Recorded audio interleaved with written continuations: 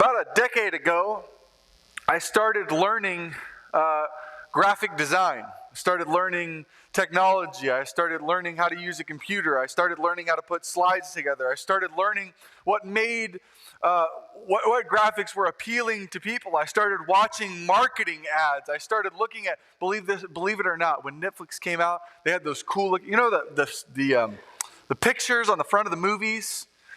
What I did was I looked at those and I copied those and I tried to make them, look really cool for church type of stuff. I thought, well, if they can do this in secular world, we can do this in the church. And I learned a whole bunch of stuff just from watching what I was doing. And when I started, I wasn't really that good at it. In fact, I was terrible at it. My flyers needed as much help as church flyers need today. But I got better the longer that I stuck with it, and the longer that I worked at it, and the more that I saw what it was that was appealing to people and what was appealing to the eye and what caught people's attention, the better I got. And the more attention my graphics got, and the more attention our videos on YouTube got. And I got better and better. And what I really learned from that was that if you stick with it, you can get really good at it. And that's with anything. That's with following Jesus. If you lack Bible knowledge, you know where you need to go to get Bible knowledge? Take a wild guess. The Bible. If you struggle with prayer and talking to God and praying to God, guess what you need to do? Pray. Talk to God. That's what He wants. He wants you to talk to Him. The struggle with all of this kind of stuff, and the problem that we face in this world is that a lot of people start and don't finish. A lot of people start something, look at something, and they go, I can do that. And they start it, and then they never finish it. And I'm sure you're aware of the stories that have taken place with people getting baptized and immersed into Christ and being on fire for the Lord.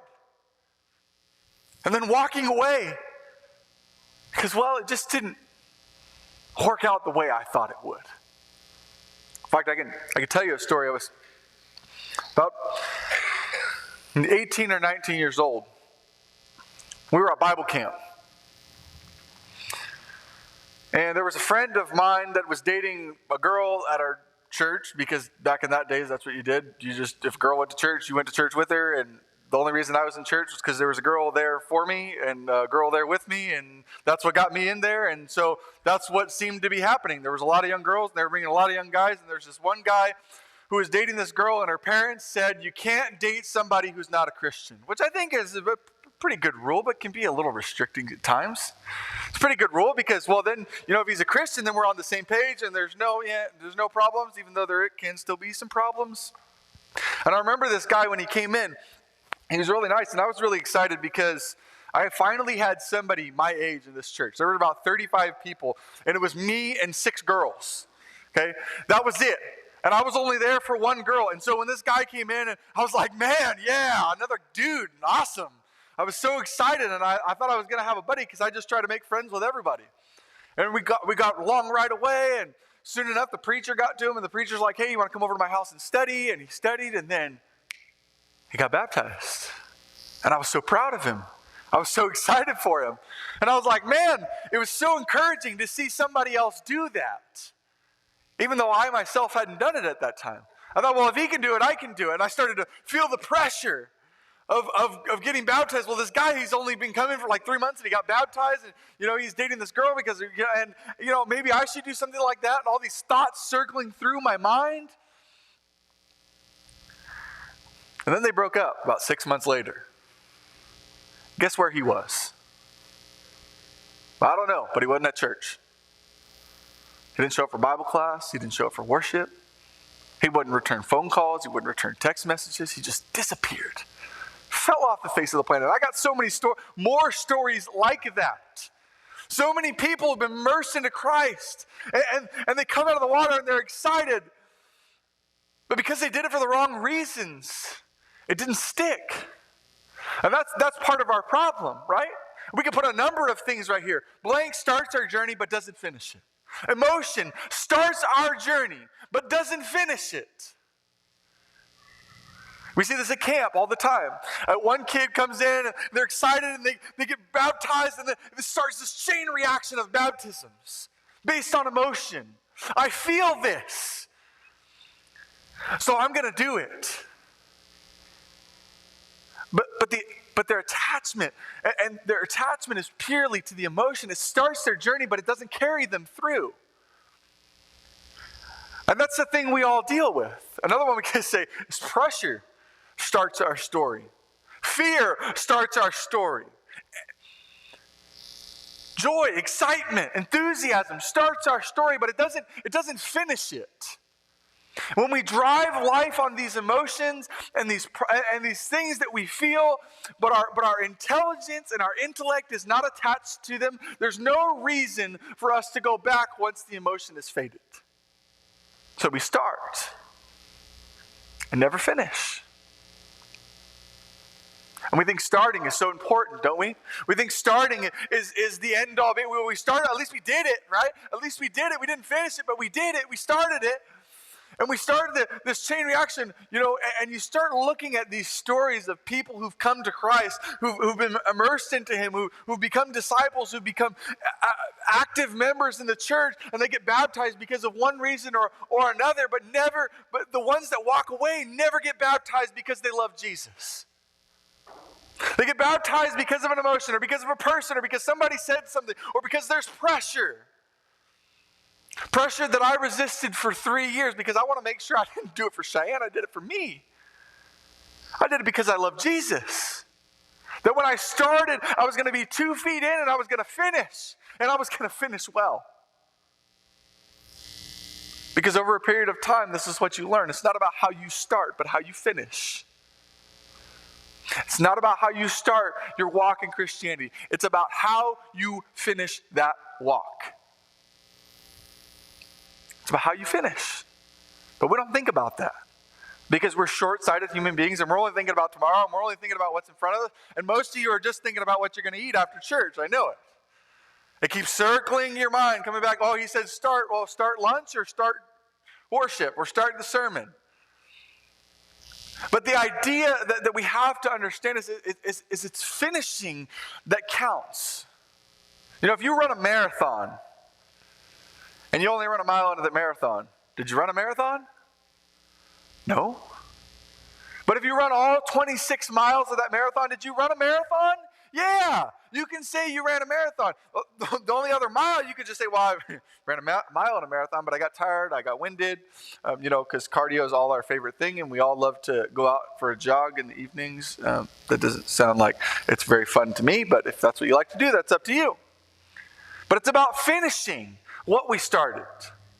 And thankfully, Jesus talks about this. Thankfully, Jesus gives us some insight into what this looks like. Now, the passage that was read by our brother Joey is just the context before. What is Jesus talking about? Who's he talking to? We read all these texts and we read these parables and we look at these things and we don't hardly ever consider who it is that Jesus is actually talking to. Now, there's 2 things we have to consider here. The first one is in Luke chapter 14 and verse 1. Jesus is at a dinner with a ruler of the Pharisees. And there he heals a man and they ask him a question and he gives them a question back that they cannot answer. Then he makes an observation that sends him into this one big parable about the invited guests. And it says that he saw these people choosing places of honor. He saw these people choosing seats at the front. And Jesus gives them this parable about choose a seat at the back. And then this parable about invited guests. If your friends won't come, if people are making excuses in your life, if whatever's happening, don't invite the people who can repay you, invite the people who can't repay you. And then as these large crowds are following him after this session of parables,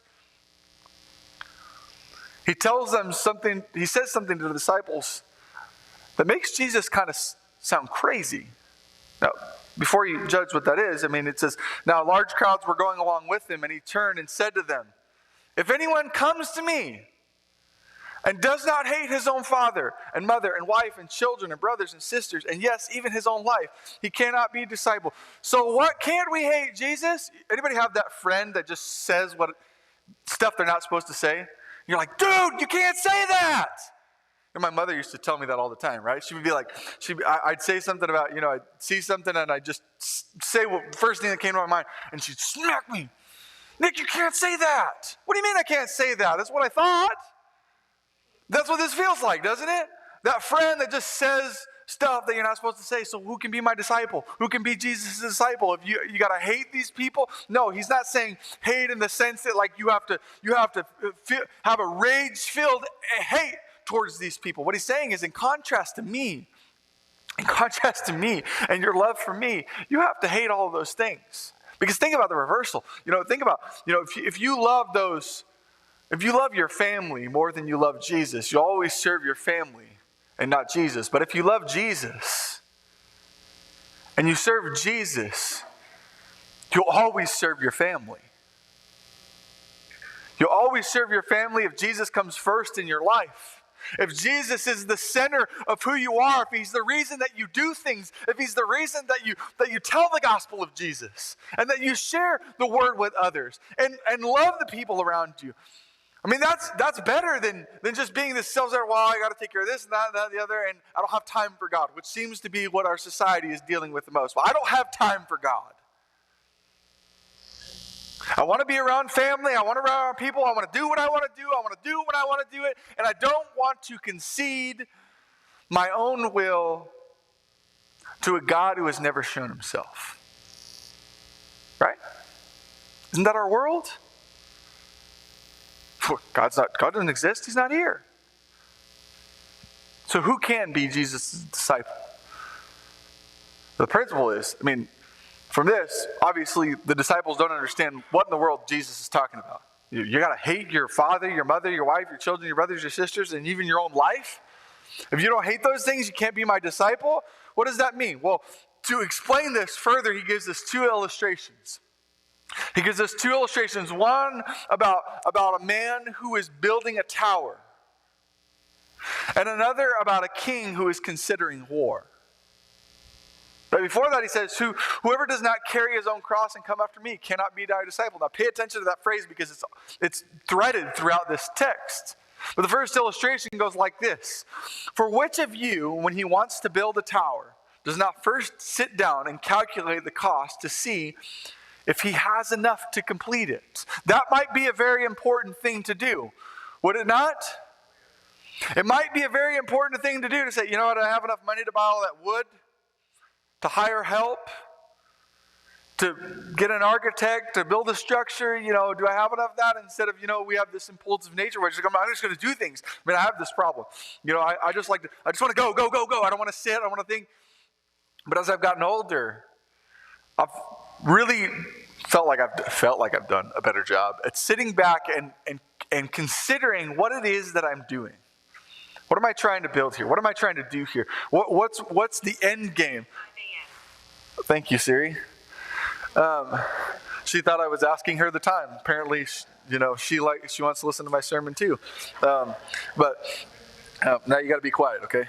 But it might be a pretty important thing to calculate, to consider, to reason, to think about what it is that you're doing before you do it, right? If you're going to, I don't know, what's a crazy thing? First thing that comes to my mind is base jumping, okay? You're going to jump off a tall building. You better have a parachute, right? And you better have life insurance if that parachute doesn't open, okay? You got to think about what you're doing before you do it. And we're in an age where that doesn't happen. The older generation, you guys have done a somewhat good job. You're a lot older, and you've gone through a lot more life's trials, and you've seen a lot more life, and you understand some different things. And I'm sure in your time you did some dumb stuff just like we're doing now. But you see the impulsive nature of people. I'm going to do it. I'm just going to go. I'm just going to do it. And I'm not going to think about it. And it's the same way people react to Christianity. They feel this emotion or they feel this pressure. They're like, I got to do this. I got to get baptized. I got to follow Jesus. I got to do this thing. But they don't ever consider what it is. They don't use their heart and their head to make their decision. They only use their heart. So he further illustrates this. Otherwise, when he has laid the foundation and it is not able to finish, all who observe it begin to ridicule him, saying, this man has began to build, but he cannot finish. What a shame. What a tragedy when somebody comes to Jesus, follows him, and then walks away. Doesn't turn their head to the church anymore, doesn't even consider the Bible something that they would read. They're just concerned with money and life, and that's what it's all about. And it's not about something more than yourself. Because what they didn't do when they started was count the cost. What am I going to have to give up? Who do I have to become? And where is this taking me? Because if it's taking me down a path I really can't go, if the end looks good but I can't see it, maybe I should take a little more time to think about what I'm doing. And the second illustration is even more in-depth than that. He talks about a man with power. What king, when he sets out to meet another king in battle? Apparently this was common in those days. Will not first sit down and consider, we could use your head right there, whether he is strong enough with 10,000 men to counter the one coming against him with 20,000. Now, there's a couple things to pull out here, right? Whether or not he is strong enough. Now, consider the differences of thinking. If that king says, well, I'm going to go for it, right? I got 10,000 men. I can take this guy on. I'm going to go win. I'm going to go beat these guys down. That's not wisdom. That's foolishness. It means he didn't really think about what it was that he was doing, but a king who sits down and considers. And sits there and thinks, or while the other is still far away, sends delegation to ask for terms of peace. To me, would seem like a wise king. Would seem like somebody that sat down and thought about what they were going to do before they were going to do it. And considered all the options, considered every avenue, looked at everything they did. Now here's the thing that we've got to remember about this. There are people that we know that are in that situation. People that we know that went off. They're not a part of the church anymore, but they were at one time. You probably know more of them here in this town than I do. You probably know the people who've struggled with sin in the past and thought that their sin could keep them from coming to Jesus. People who didn't think before they acted. People who just kind of do stuff impulsively. Maybe we can encourage those people. Maybe we can help bring them back to the Lord. Maybe we can teach them. Or maybe when we start with somebody, when we're in a Bible study and we're studying with someone who wants to become a follower of Jesus, we bring this passage up and we say, you got to count the cost. Is it something you're willing to give up? Are you willing to put Jesus first in your life? Now, the walk of a Christian is hard, and it's not, a 30-day walk. We're not talking about a day that's like, okay, 5 out of 7 days I'm going to be a Christian, right? 5 out of 7 days, I'm going to act like Jesus. I'm going to talk like Jesus. I'm going to be like Jesus for 5 out of 7 days. But that Friday, Saturday, I'm going to do whatever I want. I'm going to be totally not a Christian. It doesn't work like that. It doesn't work like that. You being a Christian 5 out of 7 days a week doesn't work. Because it really puts into question whether or not you really believe. So what, Sunday through Thursday, you're doing good, and then Friday, Saturday, you kind of, I'm all right, I'll be good. I'm okay. Right, means you didn't really think about what you were going to do before you did it. So then none of you can be my disciple who does not give it up all his own possessions. Again, we could look at Jesus and think he's crazy, or consider what he's actually saying. Consider what he's saying. Is that when you decide to follow Jesus, it's going to be something that takes a part of your life. It's going to be something that puts you in a position that you may not necessarily be comfortable with. It's going to put you in trials and temptations, and you're going to have a knowledge of what I am to and what I am not to do. And you have to maintain, and you have to have faith, and you have to believe, and you have to rely on your brethren now. And as easy as that might sound, it's hard for a lot of people. It's hard for a lot of people to give their whole life to Jesus. may seem easy to you, sound easy to you, no question for you. But to people in the world, why do I want to change who I am to be like Jesus? Why do I want to run that race? Why do I want to be with God? What's so great about God?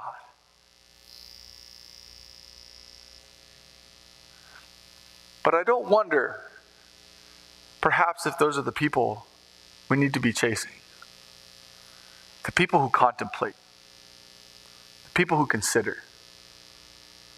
The people who digest. Think about what it is. What am I really doing? Why am I doing it? The people who question everything for every reason. If you got somebody who is asking you questions or fighting against God, just be patient. Wait that out. Feed information. Because those people need Jesus too. There's one other passage I want us to consider as we think about this idea of thinking about what you're doing before you're doing it.